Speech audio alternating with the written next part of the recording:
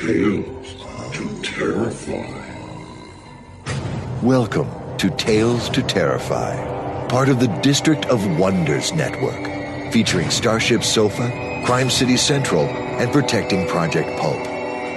Everyone has a story in the District of Wonders. Come and find yours.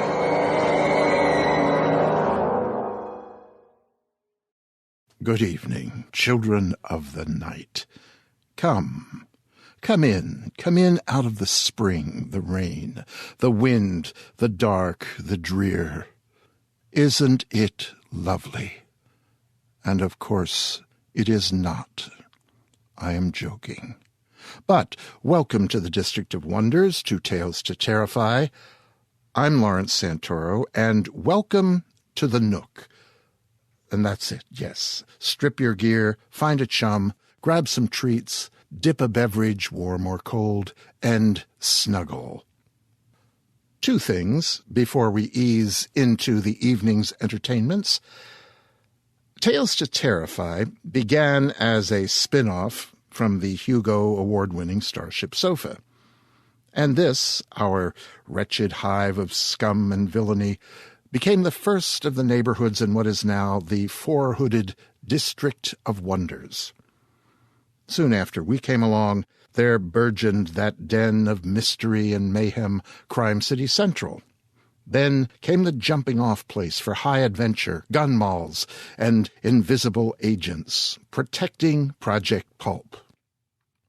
Well, as A.A. Milne might have said, now we are five, or rather, soon we will be five. Have a listen.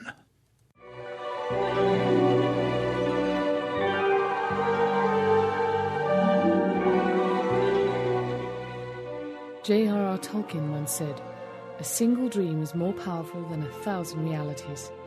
In that spirit, the District of Wonders brings you many more dreams in the form of stories. A new fantasy podcast, Far-Fetched Fables, will be launching soon. Fantastic fabulisms from writers like Gene Wolfe, A.A. Atanasio, Jenny Wirtz, and many more. Stay tuned to the Starship Sofa for details.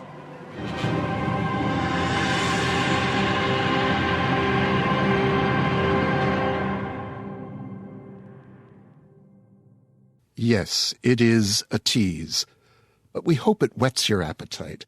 And for news of when Far-Fetched Fables will spring into being, I'm sure you'll be able to listen here in the Nook, as well as in the Starship Sofa or the other neighborhoods of the District of Wonders.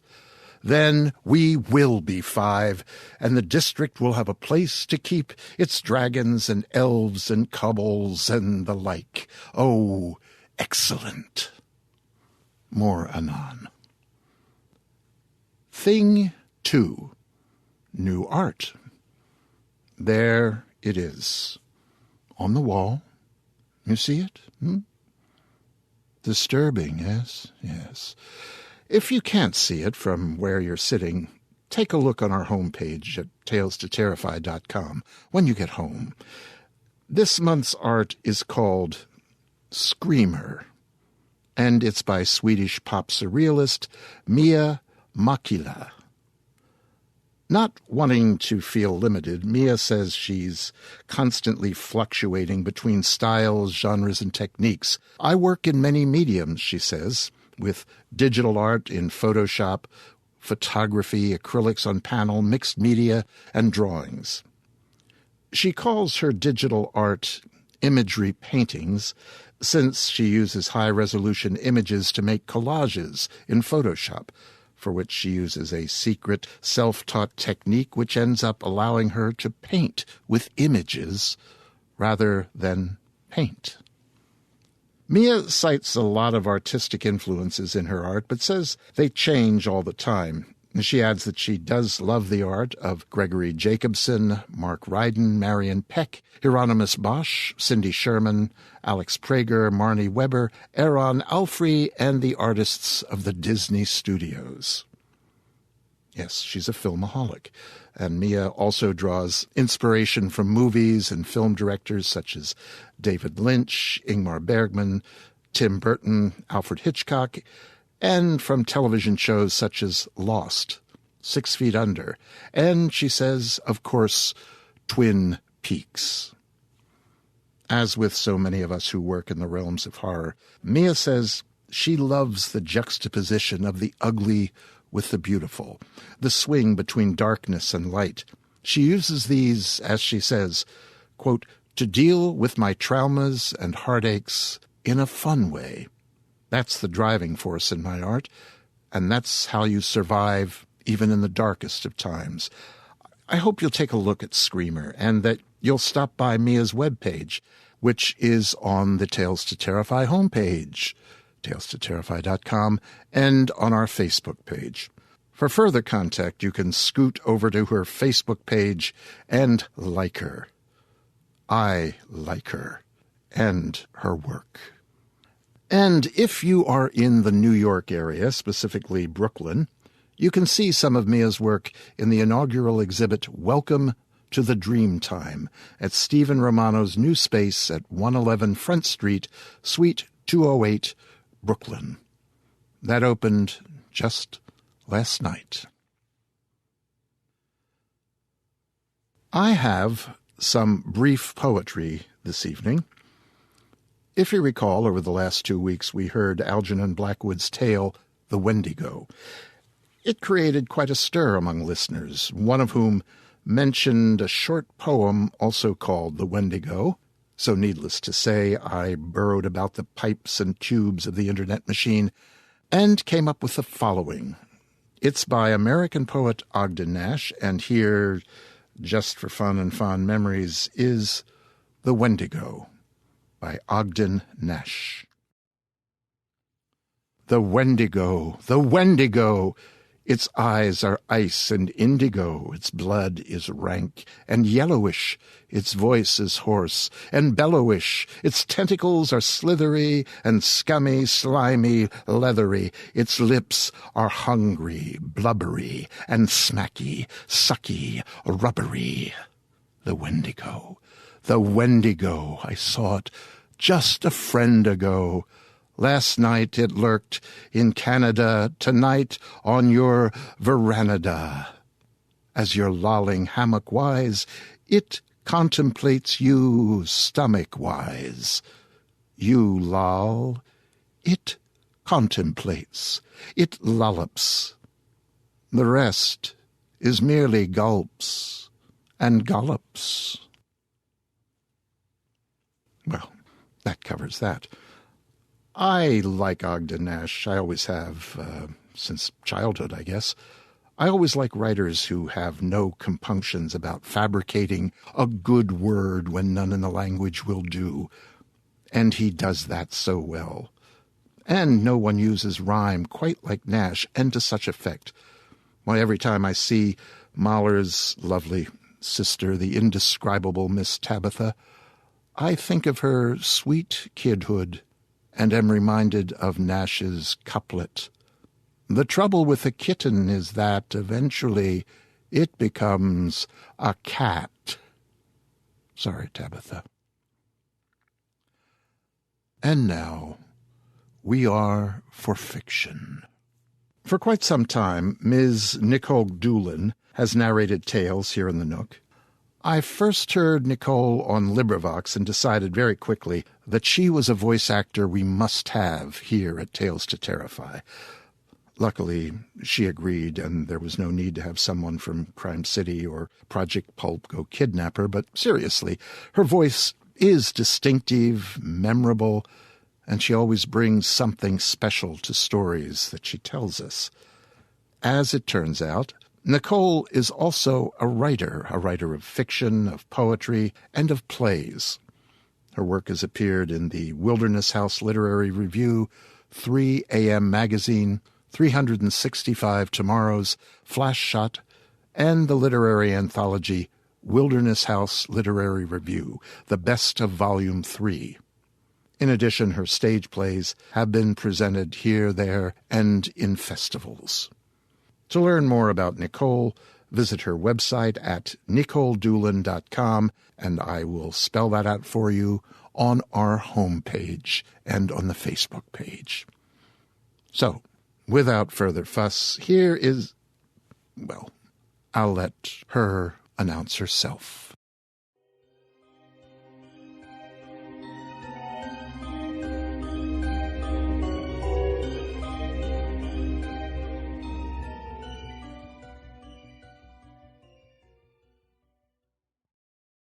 The Reunion, written and narrated by Nikolle Doolin. There he was again, the man with eyes like smoldering coals in a brazier. He was standing across the street from her brownstone watching her. It made her shiver. The first time that Maddox encountered him was when she walked home alone through the park. She heard heavy footsteps behind her and began to worry. When she turned around sharply, he froze like a statue directly under the glow of a park lamp. She observed that he was a tall, broad-shouldered man who was muscular and much bigger than she was. Maddox estimated that he was a little younger than her, probably in his early 30s. He was clean-shaven with a neat appearance, but there was a kind of calculated ferocity in his manner, which made her feel ill at ease. He stared at her with purpose, as if he expected something from her. When she fled, he did not pursue her. He later appeared at no particular schedule. Day or night he was near. When he wasn't, she wondered if he was just hidden from sight. Several days later, Maddox met Neil outside their usual cafe, Sand's Stalker. He was drinking an espresso and reading the paper. He rose to greet her with a kiss on both cheeks before she sat down. Then he caught the waiter's eye and mimed the order for another espresso. Neil was impeccably dressed as always. He was wearing a gray suit with subtle pinstripes, a light blue shirt and a dark blue tie, with a carefully positioned handkerchief in the breast pocket. He kept his short hair well coiffed and dyed, to make him look younger than his 44 years. His nails were professionally manicured. His watch was expensive, and he filled the air around him with a European cologne, which was practically unpronounceable. There was a time when she would have felt the need to one-up him, but those competitive days were long gone. She came straight from work wearing a black pantsuit with sensible shoes. She was being stalked, after all. And the blue neck scarf that Neil gave her last week. She put her chestnut hair up and allowed some wisp to hang down in the front, even if they did get stuck to her lipstick now and then. In a matter-of-fact tone, Neil asked, "Have you recognized him yet?" Maddox shook her head. "No, not yet, but I'm starting to feel as though I should." Neil studied her face and then noticed a piece of lint on the arm of her blazer. He reached over the table and plucked it away. She looked annoyed. He was always doing that. Then he tugged at the neck scarf and grinned from ear to ear. "You'll have to call the police to get a file started," he advised. She furrowed her brow. "They won't do much. He hasn't done much." He took a sip of espresso. They could question him at the very least, and hopefully bring him in for an eval. Either way, these things have to get in the system.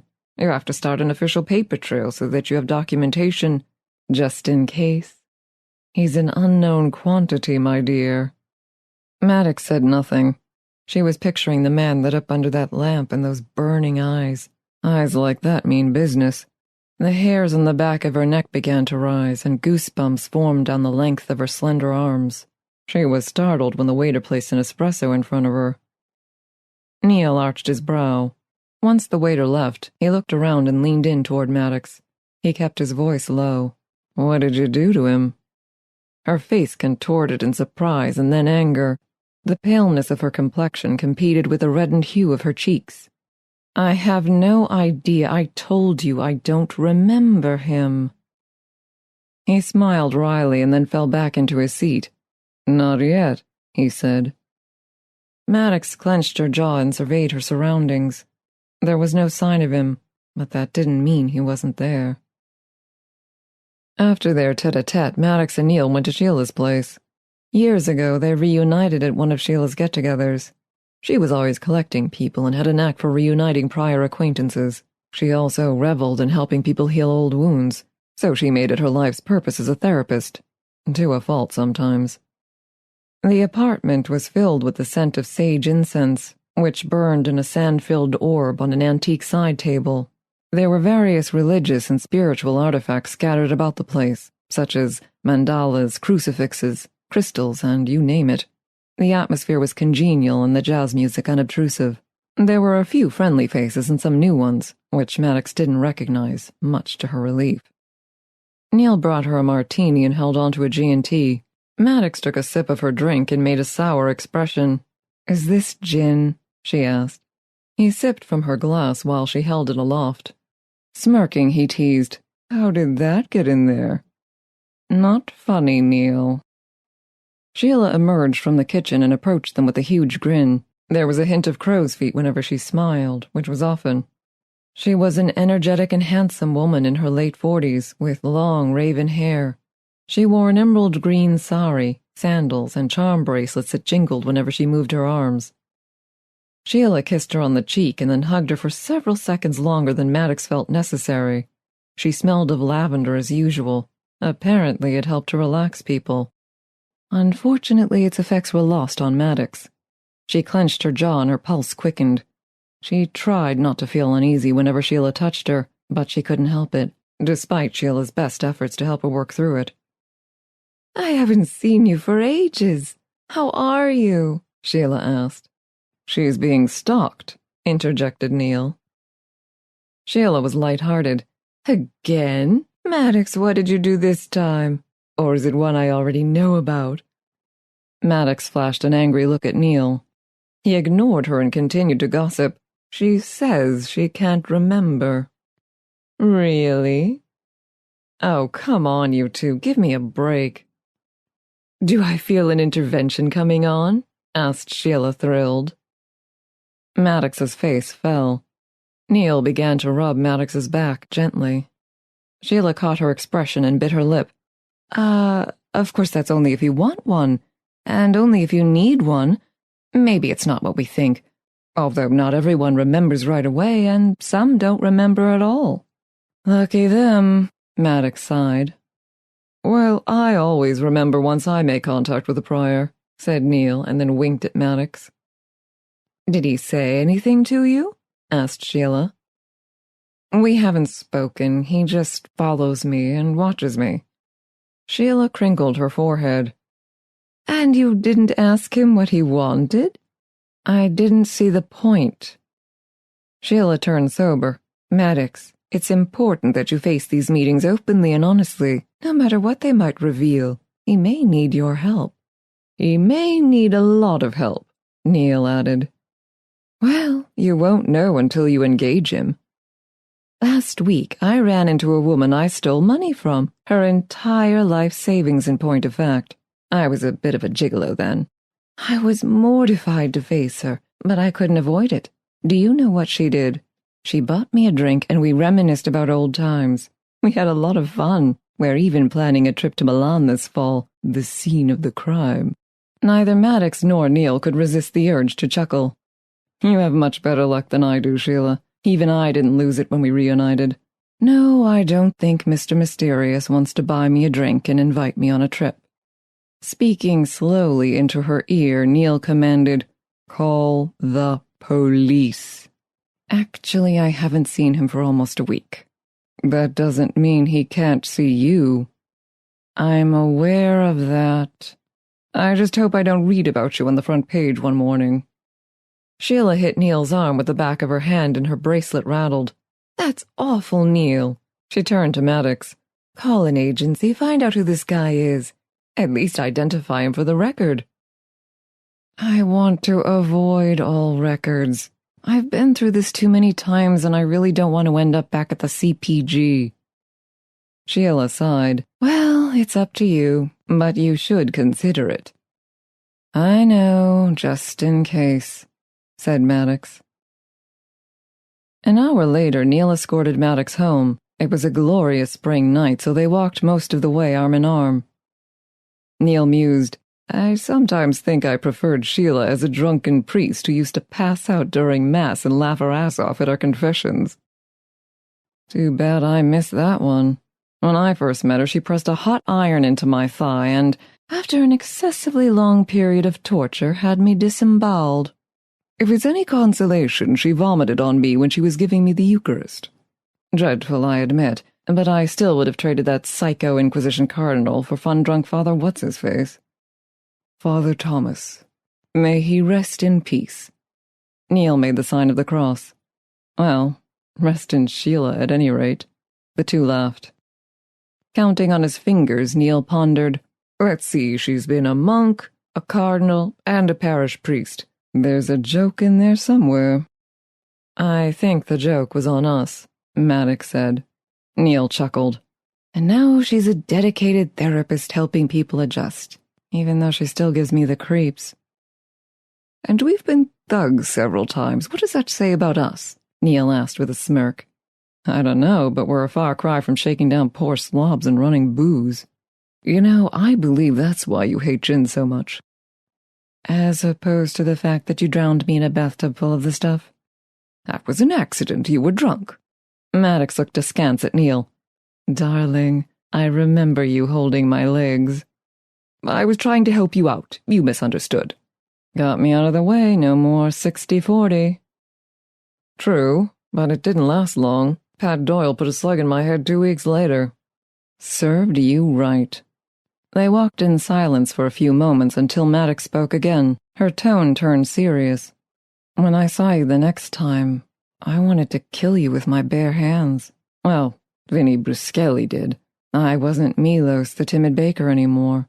I was Vinnie and you were Franco, even if you were a nice old lady. It blew my mind. I couldn't reconcile the two identities, if they hadn't stopped me. But they did, and we got through it. Yeah, 2 lifetimes later, Maddox added. Even in this one, I didn't trust you for a long time. Understandable. Neil stopped Maddox gently. Maddox, you do remember, don't you? A glass bottle smashed on the pavement somewhere in the shadows. Strong hands pulled Neil away from Maddox and threw him down.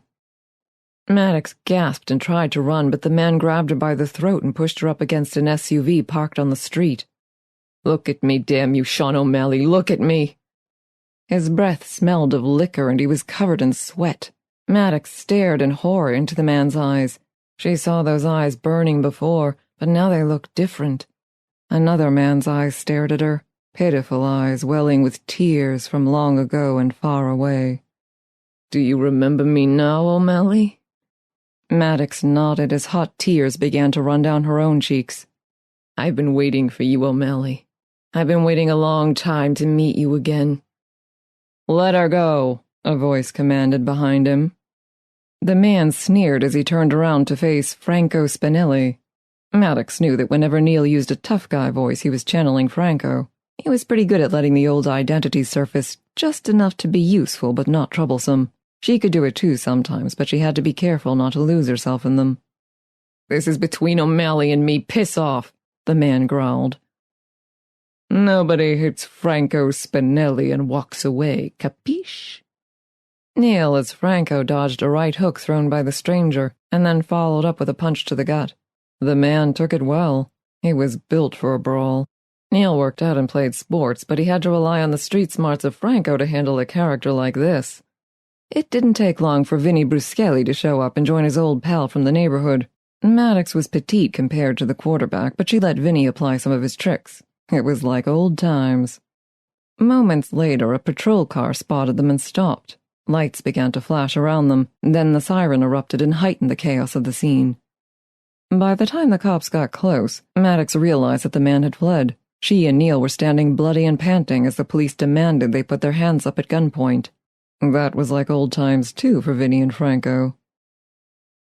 Once the police were satisfied with their statements, they released them. Stories about vengeful people from past lives were commonplace. Of course, that meant that Maddox had no choice but to file a report against the brute with smoldering eyes, because he was more than a nuisance, he was a danger. Maddox was sick of this. What was the point of remembering? People couldn't live their current lives anymore without the past ones interfering left and right. As they exited the station, Neil said, grinning, That brought back some memories. Bruscelli and Spinelli are still in good form. You're enjoying yourself too much. He got away. What did you say his name was? Sighing, Maddox replied, McPherson. He used to be Michael McPherson. That McPherson won't stay hidden forever. They've got a lead on him. He's out there, Neil, and he's angry. Maddox clenched her jaw. Neil put his arms around Maddox. I think I should stay at your place, in case McPherson turns up. Maddox rolled her eyes. You know, your crush on Vinny is unnerving.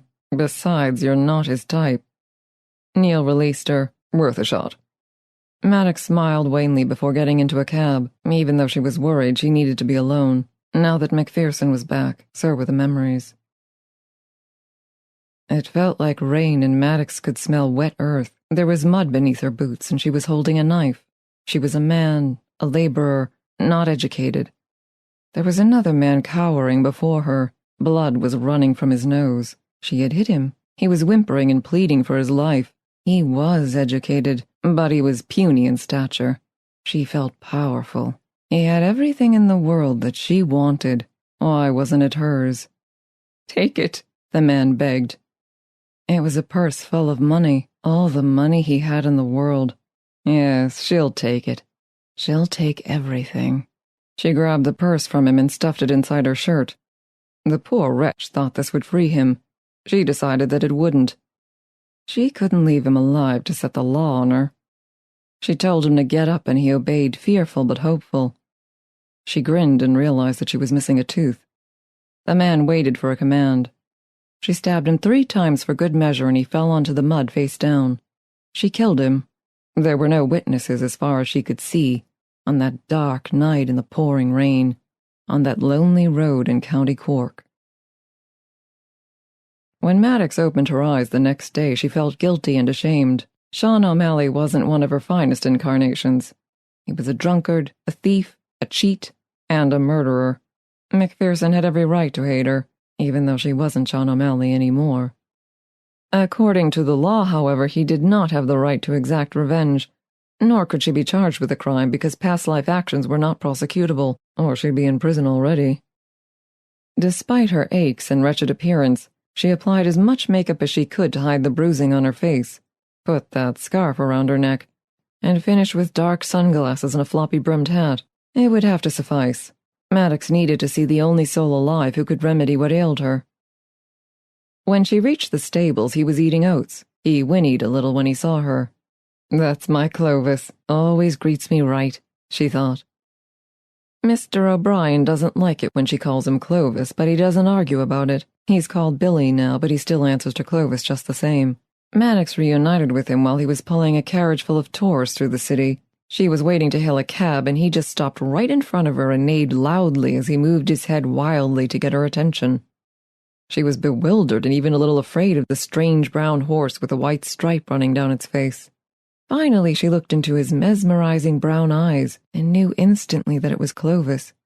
Tears streamed down her cheeks, and she wept audibly while she threw her arms around his neck, and he calmed down.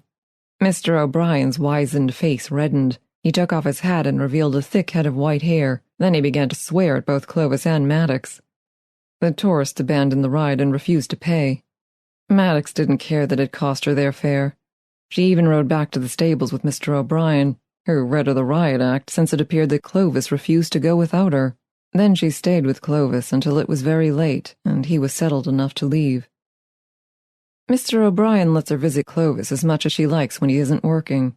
It's kind of him, but he knows it soothes the horse.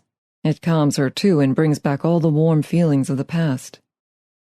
He was the best dog she ever had in all her lives, the most loyal and smartest. She loved that dog more than anything, more than the wife to whom she hardly said a word and barely acknowledged. That woman resented Clovis deeply and was cruel to him out of spite. Finally, she got fed up, gathered her things, told her she was sick of living with a simple-minded mute, and went away to spend the rest of her life with her widowed sister. Maddox couldn't say she blamed her for it, but she did miss her cooking, and still does, quite frankly. She used to make the most delicious apple strudel, which made her mouth water at the scent of it. That's a prior she's never run into again. Not that she minded. She doubted she'd have anything to say to her now if she did. As Maddox nuzzled with Clovis, a funny idea struck her. She imagined saddling him up and riding as far away as he could carry her. Of course, that was a ridiculous idea. They'd be found in no time, and there's nowhere to hide in today's world, not like it used to be. Several days later, Michael McPherson, now known as Gary West, was picked up and held in custody. He revealed himself in a drunken tirade at a pub. At first, the police thought his current name was McPherson, until they found his license. She received the news from the authorities with mixed feelings. She would likely have to appear at the court of prior grievance at some point, and air more of her dirty laundry for the public record. It all depended on what this Gary West wanted to achieve, or whether he was in a sound mental state. Maddox was exhausted by all this.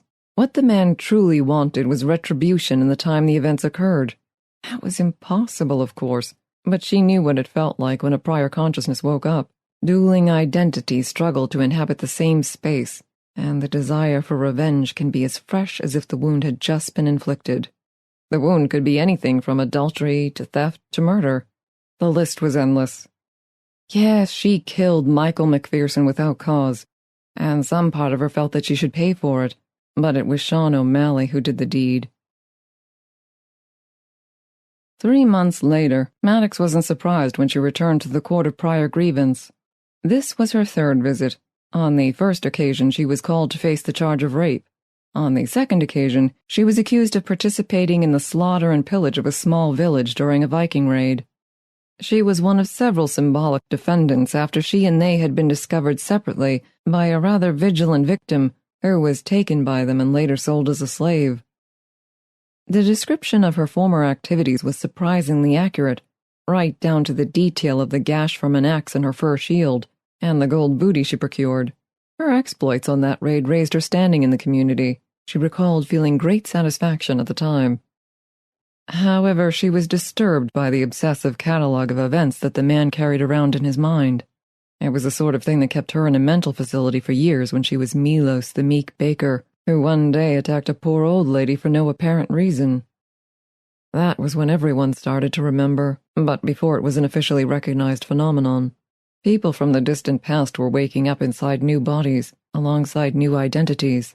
The world had to face it and deal with it. Even if it was a case of mass hysteria, as many believed, it wasn't going away. New laws had to be designed to handle these new complications. Allowances had to be made up to a point, because everyone was in the same boat. No one wanted to serve prison sentences or be executed for the crimes of their former selves. Victims needed justice, but they too were victimizers on other occasions. Thus was born the court of prior grievance, and whether she liked it or not, it was better than actually being tried for her past sins. Although some idiotic lawmakers were actually pushing legislation to criminalize certain past life acts, but luckily wiser heads prevailed, at least for now. Maddox wondered if there was a perverse deity orchestrating this madness, or if it was some weird accident of nature. If their so-called souls were energy, and energy couldn't be destroyed, did that mean they were stuck in a loop for eternity in this theater of the absurd? Much to her consternation, the Viking case garnered a great deal of publicity, and the testimony was sought after by historians who loved to fill in the blanks whenever events of historical import emerged. She became quite visible for a time, and that's how she reunited with Sheila, who said she recognized her immediately from the news. She felt it necessary to meet with Maddox to apologize to her for all the atrocious acts that she committed against her, and she urged her to bring a suit against her at the CPG for symbolic healing. That was the last thing Maddox wanted to do. It was bad enough to be associated with the heinous acts that she perpetrated. She didn't need to be the victim and dredge up all those memories. Moreover, she worried that further exposure would bring a slew of suits against her. After being sworn in, Maddox studied the courtroom to distract herself.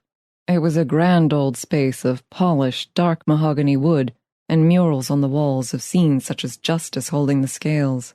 She and West were seated in separate witness stands, which faced the judge but were 12 feet apart.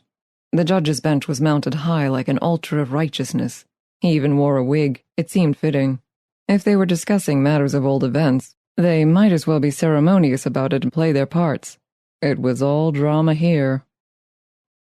Judge Garrison was a distinguished older gentleman who spoke with eloquence. His face was sallow and he had sharp features and piercing eyes. She had come before him previously, but luckily he didn't mention that. He was a seasoned veteran of the bench and she rather admired him.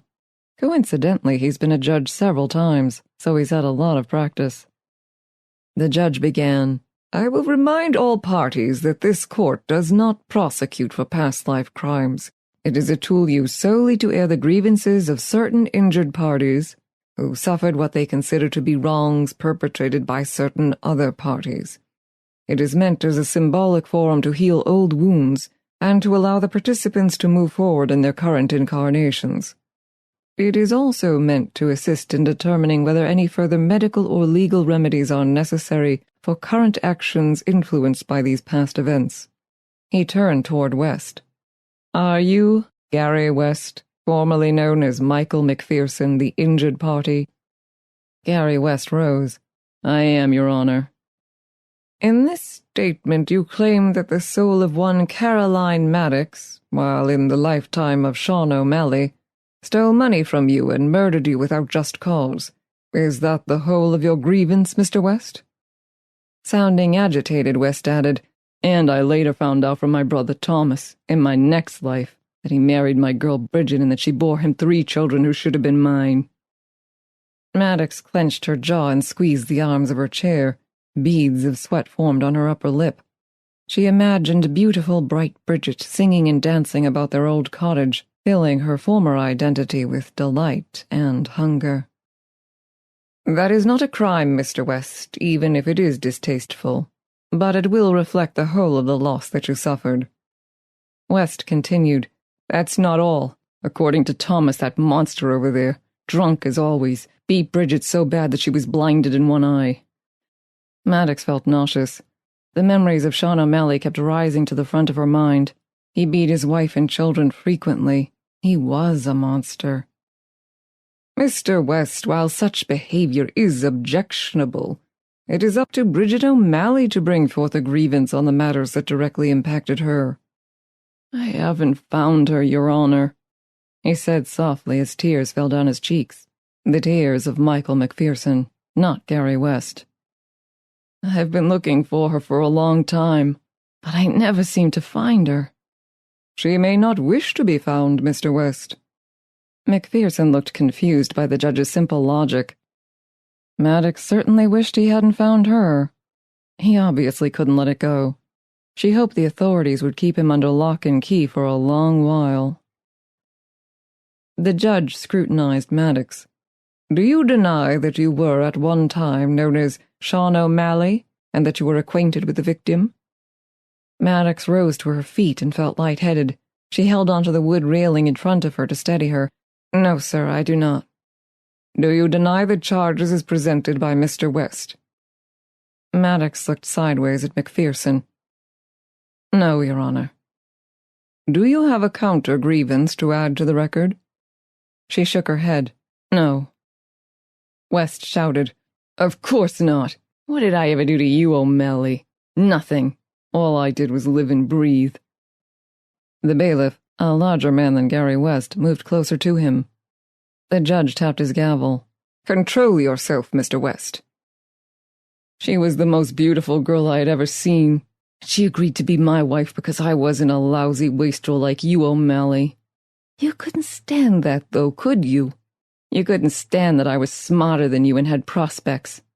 I could keep a wife right and proper and not break every bone in her small body. Look at you now. You're not much bigger than she was. What if I did to you what you did to her? In all my lives, I've never met her like again. Never.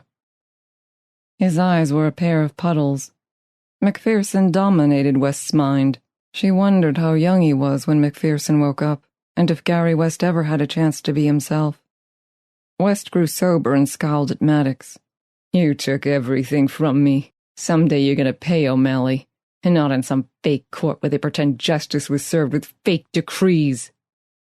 The judge's gavel echoed loudly in her mind. Maddox's chest tightened and she wiped sweat from her face with her hand. It felt close in that room even though the ceiling was vaulted. She took a sip of water from the glass that was placed before her at the start of the session. Judge Garrison cautioned, Mr. West, I assure you that any threats you make in this court can be used against you now and in future. It therefore behooves you to calm yourself and remember where you are now. While you have suffered in the past, and this court is designed to help you resolve those past ills, you still have an obligation to comport yourself as a law-abiding citizen. Do I make myself clear, Mr. West?" Gary West nodded his head. The judge stated, "Note for the record that the plaintiff has nodded his assent." The judge drew a deep breath. "The court has researched the existence of both former parties and found that they did in fact exist. As there is no evidence to contradict that you each were the parties in question, and as you have sworn under oath that you were these individuals, the court will offer a symbolic ruling. The court finds one Sean O'Malley guilty of theft and the murder of Michael McPherson on September 15th in the year 1815 in the jurisdiction of County Cork, Ireland. Had the authorities known at the time of the incident, it is likely that Sean O'Malley would have hung for the crime. However, as this crime was committed during a past life incarnation, the statute of limitations has clearly run out. Caroline Maddox cannot be held responsible for the actions that were undertaken by her former identity Sean O'Malley. It was he, and he alone, who committed the crimes." Looking sharply at West, the judge continued, "Take this ruling, Mr. West, however symbolic, and let it put an end to your desire for vengeance. Recognize that we have all erred in one manner or another, but that we each have the opportunity to change for the better. That said, let us move on from the past and address the current matters. Mr. West, you stalked and then physically assaulted Ms. Maddox and her companion. It is recognized by this court that you were under the influence of your former identity, and since Ms. Maddox and her companion have decided not to press charges against you, you will not be prosecuted for these acts.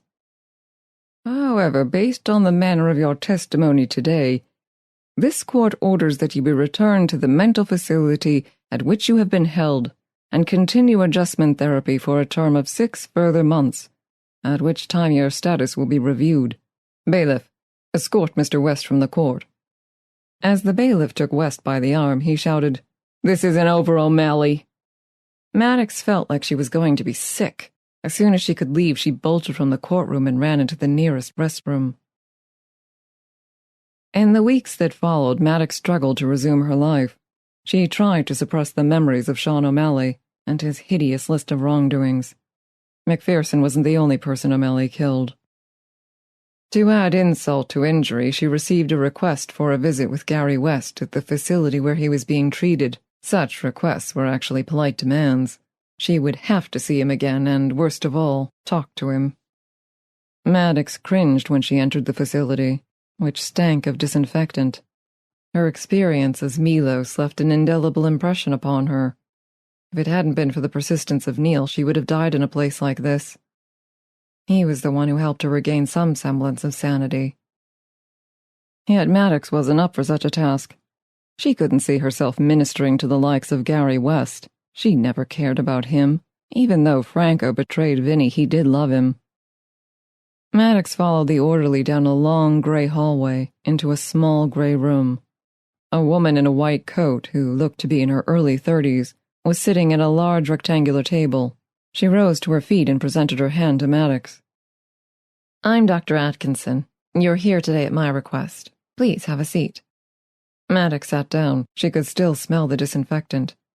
Dr. Atkinson said, "I know that this may be unpleasant for you, Ms. Maddox. I've seen the video of your appearance at the CPG, and I've had numerous discussions with Mr. West. It may seem impossible, but I believe we can help Mr. West overcome his issues. You may not wish to meet with him, but we have concrete evidence that when you reconcile in the current life, it carries over into the next." Maddox rolled her eyes and said, "This isn't my first rodeo, Doctor. Can we just get this over with?" Dr. Atkinson looked offended and then signaled to the orderly. Seconds later, he returned to the room with Gary West and led him to a chair directly opposite Maddox. The orderly might be able to stop him, but there was only a table between them. Maddox noticed that his hair was unkempt and he was rough-shaven. His eyes seemed dull this time, and she realized that he was medicated. Not that drugs guaranteed cooperation. He sat and said nothing. He didn't even look at her. Dr. Atkinson said, "Gary, Ms. Maddox has been kind enough to come here today to help you work through your issues. I think you should thank her for it." Maddox snickered. although it felt more like it came from someone else inside her. Dr. Atkinson looked aghast. McPherson looked pissed. She knew drugs wouldn't keep him hidden for long. Come out to play, McPherson. Get it out of your lousy system, she thought. Thank you for putting me in here, he sneered. You put yourself in here. Did I, O'Malley? Dr. Atkinson looked back and forth between them. I think, Miss Maddox, you should explain to Gary why you did what you did when you were Sean. The urge to guffaw was so strong that Maddox had to dig her nails into the palm of her hand. Dr. Atkinson was out of her depth. McPherson wasn't ready to get cozy with his murderer. This charade was premature. Before Maddox could say anything, McPherson asked, Do you remember your children? Of course. Do you ever miss them? Maddox hesitated. Sometimes. Funny. They weren't even mine, but I missed them all the time. Maybe because they weren't mine. Thomas said that they looked more like Bridget than you. Is that why you beat them? Just like you beat her? The face of Bridget materialized in her mind, all the light extinguished from it. Dr. Atkinson tried to interrupt. Gary, maybe... Maddox cut her off. O'Malley beat them because he was a piece of shit who loved nothing and no one. He killed you because he wanted to, and he could because you were weak. There's nothing I can say here today or any day that is ever going to fix it. Yes, I killed you. I stole from you. I took your woman and ruined the life you dreamed about. How can I possibly make that up to you? You can't. And that is why you will be in here for a very long time, Maddox concluded. A pregnant silence hung in the air as the two scowled at one another. Dr. Atkinson broke the silence. We'll leave this for today and pick it up another time. Maddox stood up and glared at Dr. Atkinson with daggers in her eyes. West asked calmly, Are you sorry? She clenched her jaw and swallowed hard. I'm always sorry, she whispered and then left the room. Maddox stormed out of the facility and disappeared into the nearest subway station. Instead of going home, she went to see Clovis. He was the only relief she could find right now. The world was too small a place when priors lurked around every corner. At least that's how it seemed. Why did they have to remember? When Maddox entered the stables, she noticed a crowd gathered around one of the stalls. She carefully navigated her way through and caught sight of Mr. O'Brien. He appeared crestfallen with his hat in his hand. His face was ashen and his hair was a mess. He was staring downward into the stall. 2 men flanked him on either side to hold him up. Maddox was struck by fear. She walked forward slowly. Her body began to tremble. When she finally could see into the stall for herself, she fell to her knees and a torrent of tears streamed down her face. A terrible cry escaped her lungs. Clovis was lying down on his left side with his eyes frozen open and foam coming out of his mouth. He was dead. Her beloved friend was gone. Mr. O'Brien placed his hand on her shoulder and spoke with a broken voice. You found him again in this life. You may find him in the next. Maybe we both will. He began to weep. Would she find him again? Would she be that lucky? What if this life was the last time that she would ever be with him? She watched as some men came and put a tarp over his lifeless body. Poor Clovis. He didn't deserve this. He shouldn't have had to pay for what she did. There were no witnesses to the poisoning, but somehow McPherson managed to get someone to do it for him. Either he paid someone or he called in a favor. She couldn't directly link him to the crime, so it wouldn't be worth filing a complaint against him. He had it all figured out. He had an official alibi. The men who helped Mr. O'Brien got her into a cab. She sat in the back seat in a trance. Her cell rang, but she didn't even look to see who was calling. Nothing else mattered to her. When she walked up the steps to her floor on the brownstone, she noticed a package waiting for her in front of her door. She almost ignored it, but there was a familiar aroma emanating from it. She took it inside her apartment and opened it up in a mechanical manner. There was a plastic container and a note inside. She opened the container first and discovered strudel. Apfelstrudel. For a moment, as she inhaled the fragrance, she felt nothing but contentment. She yearned to eat the treasure before her, but she opened the note. It read, "Dear Ernst, I still remember the recipe. Hetty. P.S. I always hated that wretched dog." The note slipped from her fingers, her head throbbed, the room spun round, and it all went dark. The next morning, Maddox woke up on the floor. Her back ached and her neck was full of cramps. It took her more than a minute before she could manage to right herself. The nauseating scent of apple strudel was in the air, while the pastry itself was near her on the floor. The memories of yesterday flooded into her mind. She pictured Clovis dead, foam spewing from his mouth, and imagined Hetty snarling at her with a basket full of strudel. She grabbed the plastic dish and threw it in the trash. Then she wrenched the bag out of the container and hurried with it outside, where she dumped it in a barrel. Maddox hesitated before going back inside. She looked up and down the street. It felt as if there was no escape, but she couldn't stay there. She had to get away. An hour later, Maddox was driving a rental car upstate to a place where they let small cottages near a lake. She retreated there after the Viking trial. It wasn't anything special, but it was secluded and cheap. She pulled into a rest stop 3 hours into the drive. The food on offering was the typical junk, but she wasn't feeling picky. Maddox grabbed a burger and an iced tea and took her meal outside, where there were some picnic tables in a wooded area next to the parking lot. While she ate, a text came through on her phone from Neil. It read, "Where are you?" She didn't respond.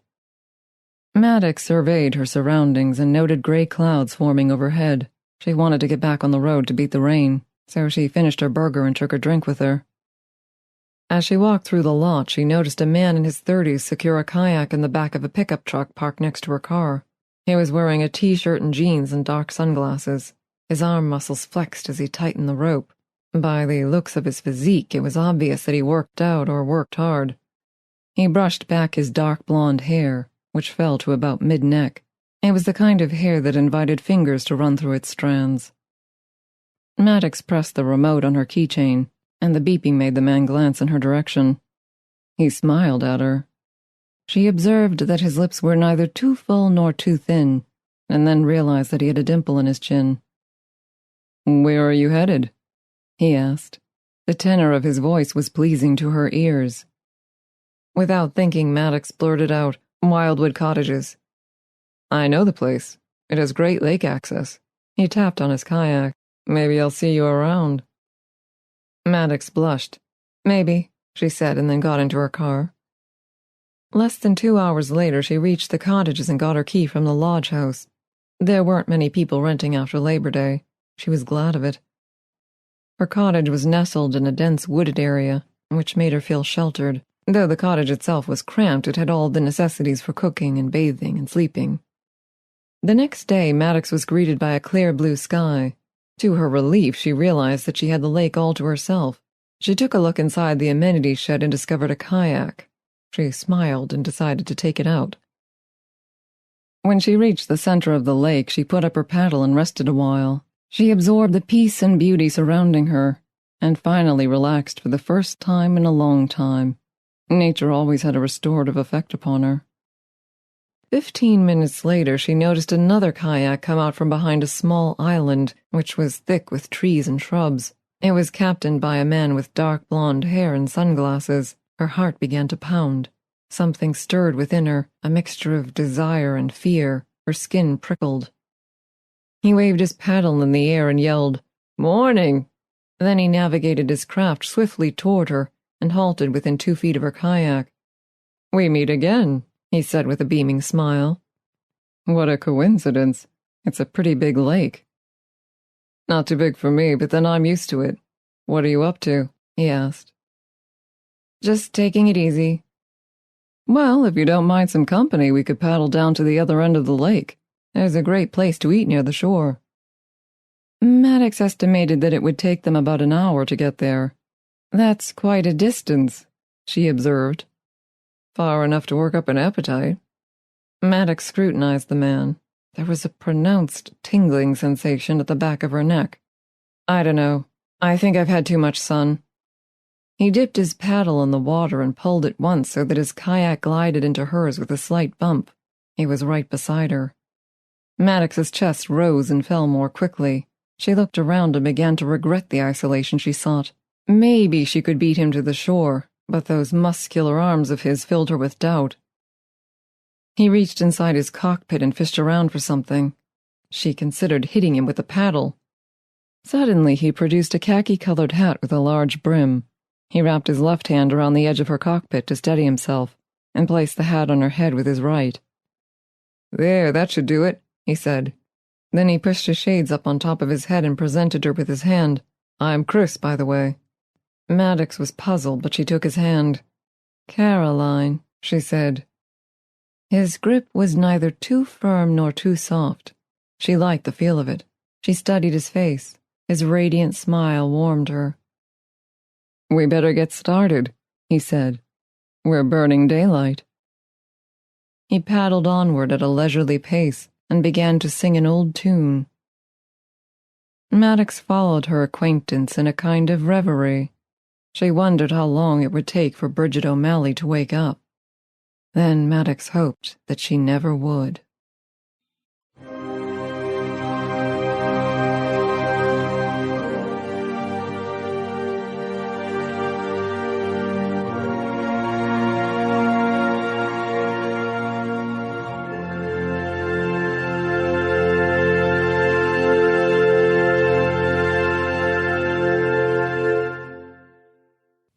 Thank you, Nikolle.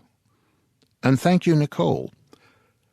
If you would like to hear more of her, Nikolle Doolin narrates classic literature in her own podcast, Audio Literature Odyssey, as well as the aforementioned LibriVox. And if you are not familiar with that resource, I urge you to amend your ways and stop by LibriVox. That's LibriVox. It's Project Gutenberg for the ear. Since joining us here in the Nook, Nikolle has also visited the Crime City Central neighborhood and the No Sleep podcast. You can also dig through the dust of the Tales to Terrify archives and find, a half dozen or more renderings by her, including a rather wonderful Algernon Blackwood tale, The Woman's Ghost Story. And that, children of the night, will be that. I would have you be upstanding. I think it's still raining out there, so bundle up. But before you self-wrap for the dash home, I would have you check the mirror. Make sure you are who you think you are, who you were when you arrived, and who you were when you were just a child, or who you were long before. Well, yes. If you came with a friend, by the way, make sure he or she is who you think as well.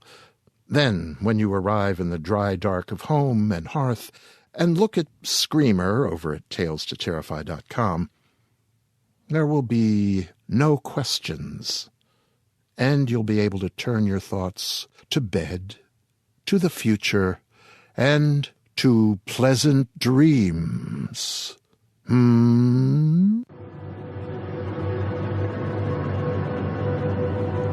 This presentation has been brought to you by the District of Wonders Network, dedicated to podcasting the finest genre fiction. You can learn more about the District of Wonders and their many literary productions at their website, www.districtofwonders.com. Thank you for listening.